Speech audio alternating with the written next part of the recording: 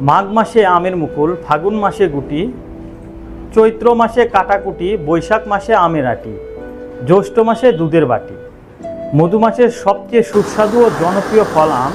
বাংলাদেশ থেকে প্রতি বছর বিশ্বের 38টি দেশে আম রপ্তানি হয়। আম উৎপাদনে বাংলাদেশের অন্যতম জেলা রাজশাহী হলেও পিছিয়ে নেই নওগাঁ জেলাও।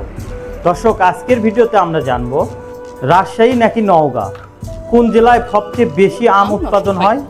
বিস্তারিত দেখুন প্রতিবেদনের বাকি অংশে। রাজা নেই, শাহী নেই, রাজশাহী নাম, হাতি ঘোড়া কিছু নেই, আছে শুধু আম।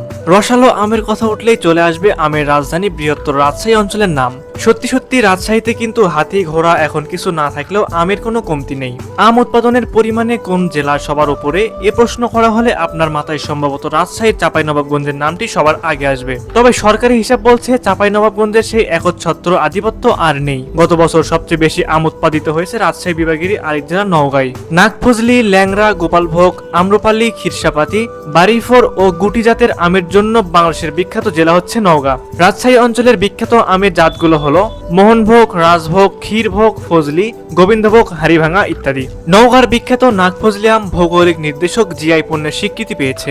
অপরদিকে রাজশাহী চাঁপাইনবাবগঞ্জের খিরসাপাত, ফজলি, ল্যাংড়া ও আশ্বিনা আম ভৌগোলিক নির্দেশক বা জিআই পণ্যের স্বীকৃতি পেয়েছে। রাজশাহীর আম বিখ্যাত হওয়ার কারণ হলো এখানে আমের ফলন ভালো হয় ও আমের গুণগত মান সবসময় ভালো হয়ে থাকে, যা দেশের আর কোনো জায়গায় হয় না। আম গাছে যখন ফুল মুকুল আসে সেই সময়টাতে এই অঞ্চলের একটি নির্দিষ্ট তাপমাত্রা বিরাজ করে, যার কারণে মুকুল থেকে আমের গুটি অনেক বেশি পরিমাণে হয় এবং আমের প্রচুর পরিমাণে ফলন হয়। অপরদিকে নওগাঁর 80% আবাদি জমি। এই অঞ্চলের মাটি খুবই উর্বর, যা দোআঁশ নামে পরিচিত। উন্নত জাতের আম বাগান ও ব্যাপক ফলনের কারণে নওগাঁ ইতিমধ্যে আমের নতুন রাজধানী হিসেবে পরিচিতি পেয়েছে। কৃষি সম্প্রসারণ অধিদপ্তর সূত্রে জানা গেছে, চলতি বছর নওগাঁর 11টি উপজেলায় 30,300 হেক্টর জমিতে বিভিন্ন জাতের আম চাষ হয়েছে, যা থেকে প্রায় 4 লাখ টনের অধিক আম উৎপাদনের লক্ষ্যমাত্রা নির্ধারণ করা হয়েছে।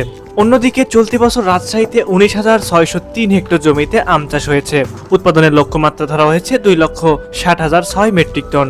রাজশাহী আমকে যা আলাদা করে তা হলো এর মাধুর্য ও স্পর্শকাতর স্বাদ। রাজশাহীর আম সোনালী হলুদ রং হলে পাকা পরিপূর্ণতার ইঙ্গিত দেয়। প্রতিটি কামড় স্বাদে বিস্ফোরিত হয়, তালুতে একটি দীর্ঘস্থায়ী স্বাদ রেখে যায় যা অতুলনীয়। শুকনা বরেন্দ্র অঞ্চল হিসেবে মাটির বৈশিষ্ট্যগত কারণে আম সুস্বাদু হয়। রাজধানী সহ দেশের বিভিন্ন অঞ্চলে ব্যাপক চাহিদা রয়েছে নওগাঁর আমের। মাটির বৈশিষ্ট্যগত কারণে নওগাঁর আম সুমিষ্ট হয়। সুপ্রিয় দর্শক, আপনাদের কাছে কি মনে হয় চাঁপাইনবাবগঞ্জ নাকি নওগাঁ, কোন জেলায় বেশি আম উৎপাদন হয়?